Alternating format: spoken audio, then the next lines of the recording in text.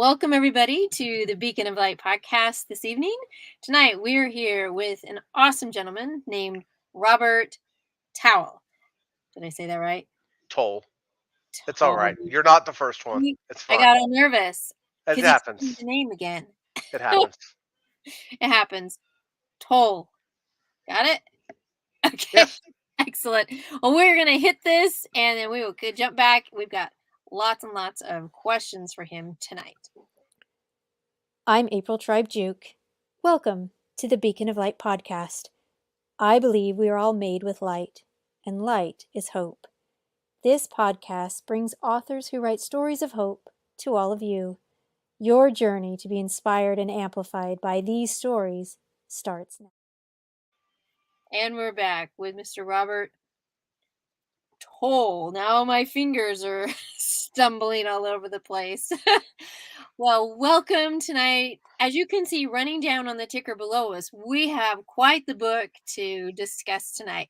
And how we met or got introduced was from a dear friend named Chelly Phillips. So shout outs to Miss Chelly and thank you for joining us this evening. If you're here live, go ahead and drop down where you're from and join in the conversation. Ask some questions and let's get this rolling. Okay, so Robert, tell us a little bit about yourself. Sure. Thank you, April. I appreciate being here tonight. I am a career finance person, but I started doing consulting work about 9 years ago and have since worked in both private sector, public sector, nonprofit type of consulting, both in finance, human resources, and information technology. But have also traditionally worked with a lot of small business and entrepreneurs through my career. Awesome. So you are really going to be focusing in with this book called Don't Be Dumb, a leadership playbook to help you be smarter, overcome the obstacles, and rise rapidly in challenging times. Fantastic book title, Don't Be Dumb. I mean, pretty clear, straightforward. So, with a title like that, have you met a few dumb people in your lifetime? Um, I have. Probably I would include myself in the category from time to time. It came from advice my dad gave when I was 13 years old. My mom wanted him to give me advice, and he looked up over his coffee and said, "Don't be dumb," which was good advice. Although it offended my mom at the time, it's very good advice. It is good advice. And so, what do you mean by don't be dumb? Well, I think if you can look at something and say, "What's the right decision to make?" and pause, try to do things that make sense. You know the right thing to do. If you pause and don't move too rapidly and you pause and think about it, you can make the right decision on things. And if you don't make the right decision, don't keep making the same mistake over and over, but go on to make new mistakes in different things. Like that a lot. Go on to make new mistakes in different things. Why would that be? Well, because if you're not pushing forward and trying new things, you're probably growing very stagnant in your business and your life. If you're not, even if you're just staying safe and you don't make any mistakes, you're probably not trying hard enough, in my opinion. That's very true. And the inspiration to move beyond that I think takes more than just motivation. There's something that really has to create the action. And for yourself, and you've worked with many people in small businesses and in different types of finance, what is some of that advice to help them actually take action?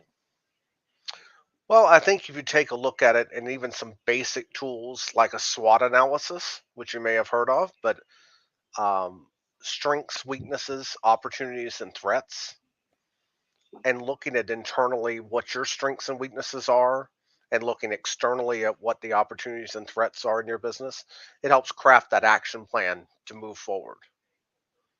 It does. It definitely helps to make that action plan go forward. And speaking of Miss Chelly, she is here and she says, "This is great advice." Thank you, Miss Chelly. Agreed. Definitely agreed on that. The point about when you see people within any kind of challenge, whether it's with finances or with business, what is something that you advise them to start with? Is there kind of a pattern that you have them start with? Well, I think they have to understand the strengths and weaknesses and what they are and hire people or bring people onto their team to help counterbalance themselves. The worst mistakes I've seen people make is if they're a great salesperson, for example, but they decide to concentrate on the finances of the business. Well, their finances are going to say they're losing money because they're not selling anything. I see, So, because you've got that dynamic of where you've got that strength that should continue forward. And so somebody else may be taking over the finances and right, looking at that part. right. So I heard the word team in there. hmm So us solopreneurs that get things started and we feel like we're running around doing everything. How soon do you feel a team should be developed to give you that support? Well, at minimum, when you start solo, you should almost craft the org chart as if you have the team with the roles and responsibilities there. And then, as the opportunity presents itself, you hand off parts of those structure and those roles to new people. They might be part time people, they might be advisors, mentors, but other people you can ask for counsel. I think that is very true. We really need to speak our thoughts out loud. And as the team hears them, and as we trust each other within that team, with that trust, and as we talk aloud, we can maybe look at it through different perspectives. We're going to definitely get some good feedback. Some feedback might hurt, some feedback might be exactly spot on, and it still hurts. And you have to make the decision to know, okay, what is best for the team, for the business, for things moving forward. And that takes a lot of strength to be able to accept that and do it. Chelly says team members should complement each other, and a good manager learns to let the memberships shine in their areas. What would you say to that? That's absolutely true. And I'll take it a step further and say I've taken to mentoring and bringing people onto the team that are younger, that are maybe a few years out of college or even just graduating and teaching them. And then they're growing rapidly in their strengths. And I get we're able to reward them and put them in a place where they can get praise from clients. And that's working very well for me. I really like that fact of bringing in the youth and bringing them in because I feel like they're probably very teachable and moldable into the ideas or the philosophy that you're trying to help them understand. And with that, then they can see, I would think, from a good perspective and point to know what to do next, or be willing to open up and share what they see if there is a challenge, like, hey, I have an idea to maybe solve this. So with that youth, that the idea of coming out of college and bringing that in, what do you find is the most success with that? Um, I think, well, the key to success with that, April, is the openness to listening and coaching. That's the key. I've had several individuals, one that's not so close to college but changed careers, that turned out and now has grown dramatically over the last since 7 years since he joined my team. And it was through another South Alabama connection. But I met his wife, met his mother, excuse me, at the Detroit airport, and he was looking for a new job, and I called him and hired him to work with me in Iowa at a project. And he's grown all the way to being a successful project manager now. So that's outstanding. That is incredible. Yep. And I've got another person working with me right now. Uh, First name's Jake. That over the last 3 years has grown, 3 4 years has grown dramatically to where I called him a couple weeks ago and said, I need you on site with a client now, like tomorrow. And he got in the car and went and did it, and it's the face on the ground, getting it done. Amazing. And that really comes with that teamwork, with that trust and build. So within your book of Don't Be Dumb, what do you share within that? Do you talk about teams? We talk about teams. We talk about managing through difficult situations.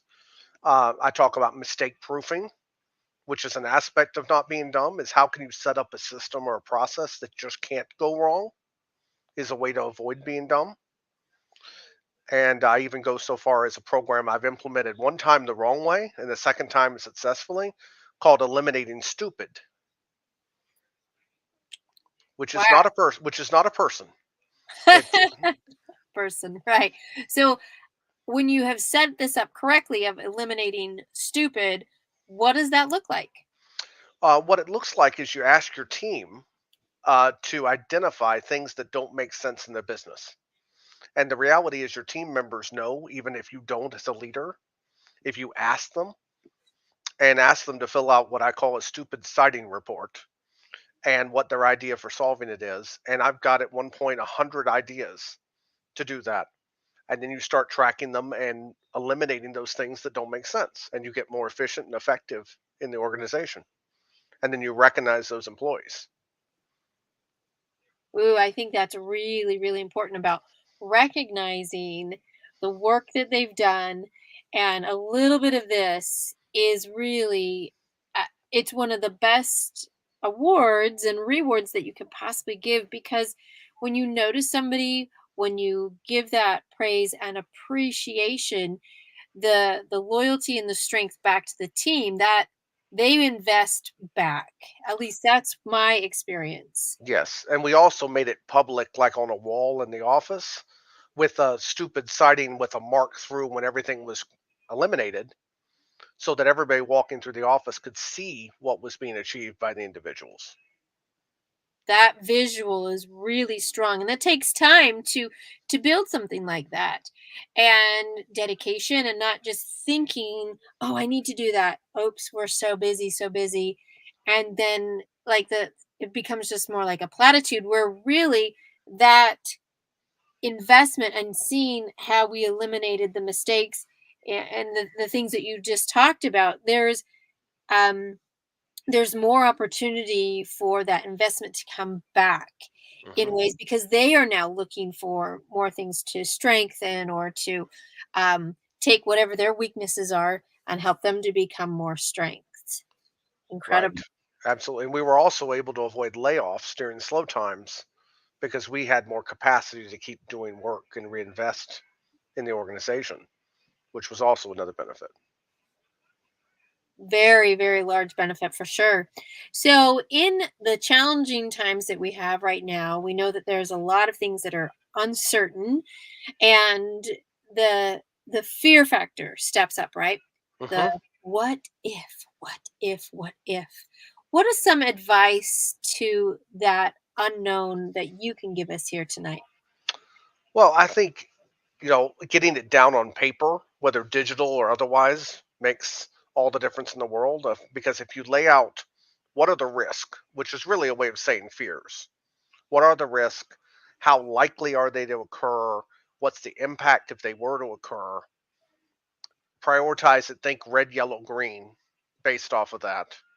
And then what's your mitigation strategy for that? Once you get that down, it's not nearly as frightening as it is in your head at 3 o'clock in the morning. Very true. And those wake up calls at 3 in the morning from the little man in your head, right? Saying, Hmm. ah, ah, the panic button. That that idea of just start writing it down. And I tell myself, I'm going to put you right here. I'm going to put a pin in it. I Hmm. see you. You're here. I can get back to sleep, or whatever is happening, because Right. I know if I don't, then no matter how strong I think, oh, I'll just put that out of my mind, I really have to get it out, write it out, speak it out, somehow put it within the exterior, and then my eyeballs can see it a little bit better. Maybe there's some time that lapse. You also said at the beginning that you pause Hmm. before some of the action. And I find that if I can pause when panic's happening, it's very, very helpful. Almost like the fancy cinematic photography. I don't even know what it's called, where you see this big action and everything freezes, and then the camera goes all the way around it and sees Hmm. everyone flying in the air but frozen, and then the action starts again. Yes. And I'm like, ah, thank you for that visual, because this is what's happening right now, right? With lots of moving parts. Sometimes you Hmm. just have to. push that pause, look around for a minute. Okay, re-engage, and here Yeah. we go again. And I had that same thing happen yesterday. Was a client changed a deadline on a report that I just barely had the outline written for, that suddenly a draft has to be written for by tomorrow, 100 pages plus. And last night, I had no clue what I was going to do. But I stopped, went to dinner, thought about it, even met a potential resource to help me with it that was waiting on our table, thanks to my wife asking him some questions. And now we're most of the way through it already today. So it's all right. But last night, I had no idea what I was going to be, what I was going to do. Not a clue.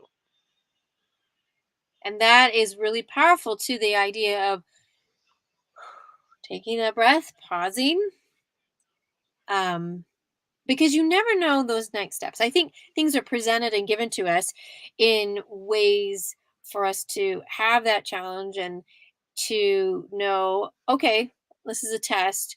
What can we do about it? And how can we pass through it and not limit ourselves with words like can't, don't, stupid.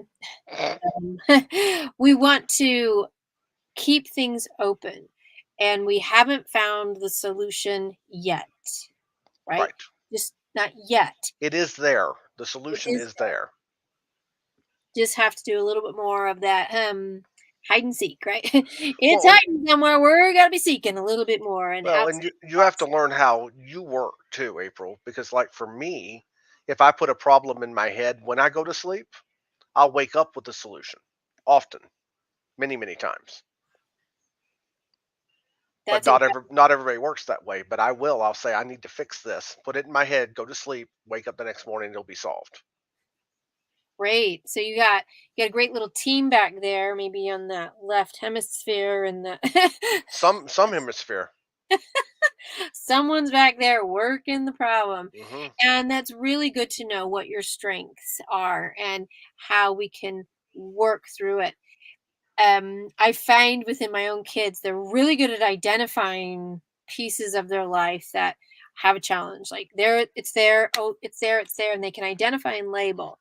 I'm like, okay, so now that you've shown me this and your labeling is, pretty spot on, what are your options? Mhm. First option is usually panic, and I'm like, Panic. how's that feeling for you? And they're like, yeah, it's not so good. So, like, maybe we could try a different strategy. Great to label, fine and dandy, but there is a solution to it. But I don't Yes. know, but I don't know, but I don't know. But what if it, if it, if it, if it, if? I'm like, we can if it to death or we can work it. Which one do you want to try? Well, and I'm a big fan, and some of the stuff is a little bit old fashioned, April, but the pros and cons. Lay out the options and what are the pros and cons for each of those options, and it pretty much will reveal itself of what makes sense. Right. And facing that, just to sit down and start that can be terrifying for some Oh people. yes, absolutely. And do you have an advice for any of that if they are so scared to write down pro and con? I mean, they're not big words. Well, they're not going to bite you. They're not going to attack you. You're safe to do that. You don't even have to share them with anybody if you don't want to, and just see what lays out for you when you just sit back and you stay a little more objective and think about it. It will help you.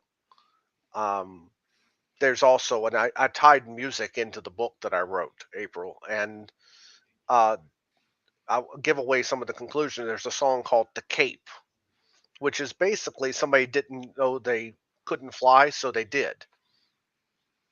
So they didn't know any better, so they just achieved. They leapt off and they flew and achieved what they wanted, which was a good conclusion for the book of all the things you can do. Don't be afraid. You can fly.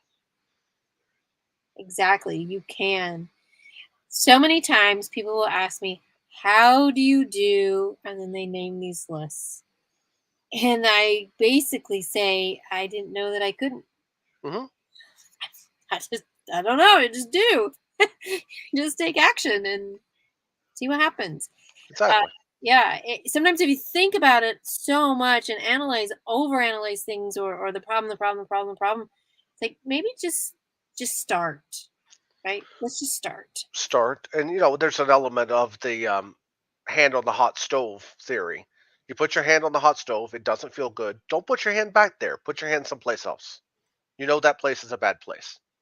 Go Right. someplace else. Or someplace else. And and it has to be sometimes so bluntly said. Um, Learning with the deaf culture, bluntness is the key. They're very direct because that skewed kind of walk around and beating on the bush, it doesn't work. They need to know directly and understand what's happening now. And so they're direct in many things. Sometimes even your appearance. Oh, you mean the one, or you mean the one? Like, I know exactly who you're talking about. I Very understand. blunt. It's a Yeah, really interesting thing. I worked with a gentleman that was deaf, that was a meat cutter at one of my first jobs, and but we could communicate perfectly fine with each other. But he couldn't. He could barely speak. You sort of got to understand what Rudy was saying, but he would. You could have a conversation with him one way or the other, whether it was gestures or emotions or facial. You could understand each other, and there are ways to communicate that are beyond just words. Oh, for sure. That body language is screaming truth Hmm. at all points, for sure. Especially someone with a meat cleaver in their hand. Yep. There it is. Jelly says, get a great support group who will encourage you to take those scary steps and encourage you when you are scared to fly. I think that's a really great point. It took me a long time to figure that out. April Shelley, certainly a great point, but I moved so much in my life growing up that I was always just next step. My parents did a great job of we're going to the next place, and that's just the way it was. It wasn't a fear based. It was change was constant. But for many people, it took me a long time to figure it out. That many people they haven't lived lots of different places. They've been in the same job for a long time. They've wanted to stay. The thought of even a boss changing terrifies them. Certainly, going out and founding their own business can be very terrifying to people. So that support group is a great concept. Right, for sure. It is that support group. So we noticed down here running on the ticker where Don't Be Dumb Leadership Playbook to help you be smarter, overcome obstacles, rise rapidly in challenging times. And you have the website of Don't Be Dumb expert. What can people find there on your website? On that website, they're going to mainly find some testimonials from the book from people that I've worked with that did some of the initial reading, maybe some of them whose stories are even in the book, and links to be able to buy the book is what that one primarily has. Excellent. And when you have like, what is one of your favorite chapters within the book?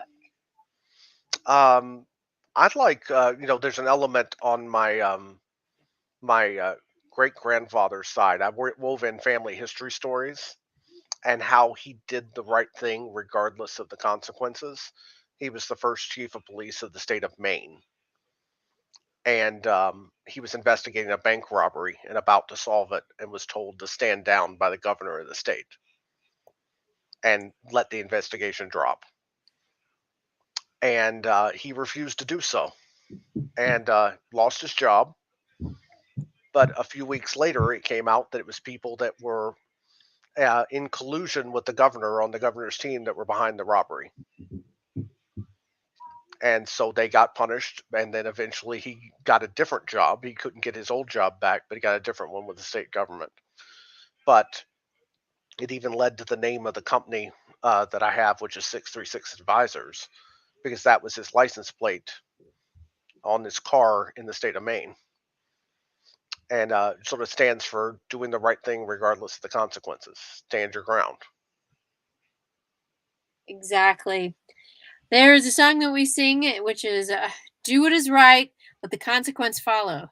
Hmm. And that just totally reminded me of that because when you do stand for what's right, the the consequence of him losing his job and things of that nature, that's out of the control. But the standing up for what is right. The aftermath, the consequence, we can't usually control any of that. But where was he, following all of that, did his life improve? I think it improved. I think he did.